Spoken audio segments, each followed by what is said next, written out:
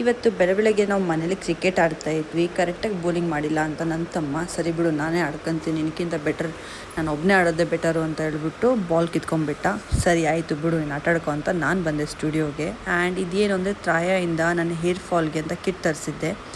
ಇವತ್ತು ನಾನು ಸ್ಟಾರ್ಟ್ ಮಾಡ್ತಾ ಇದ್ದೀನಿ. ಇನ್ನು ಕಮ್ಮಿಂಗ್ 2 ಮಂತ್ಸಲ್ಲಿ ನಾನು ಎಕ್ಸಾಕ್ಟ್ಲಿ ಹೇಳ್ತೀನಿ ನಿಜವಾಗ್ಲೂ ಕೂದಲಲ್ಲಿ ಅದು ಎಫೆಕ್ಟ್ ಆಗಿದೆಯಾ, ಉದ್ದ ಸ್ವಲ್ಪ ಕಮ್ಮಿ ಆಗಿದಾವ ಅಂತ. ನನಗೆ ಗ್ರೂಮಿಂಗ್ ಸಾಕು ಅಂತ ಹೇಳ್ಬಿಟ್ಟು ಗಾಡಿಗೆ ಇವತ್ತು ಗ್ರೂಮ್ ಮಾಡ್ಸೋಣ ಅಂತ ಫಸ್ಟ್ ಸೀಟ್ ಕವರ್ ಫುಲ್ ಬೆಕ್ಕಿತಾಗ್ಬಿಟ್ಟಿದೆ, ಸೀಟ್ ಕವರ್ ಹಾಕ್ಸ್ತಾ ಇದ್ದೀನಿ.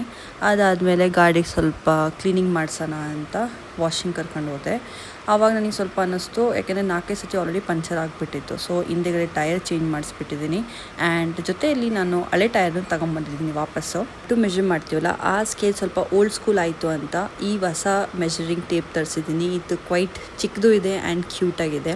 ನನಗಂತೂ ಈ ಥರ ಮಿನಿ ಥಿಂಗ್ಸ್ ತುಂಬ ಇಷ್ಟ ಆಗುತ್ತೆ. ಮನೆಗೆ ಬಂದುಬಿಟ್ಟು ರಸಮಲೈ ತಿಂದು ದಿನ ಮುಗಿಸ್ದೆ.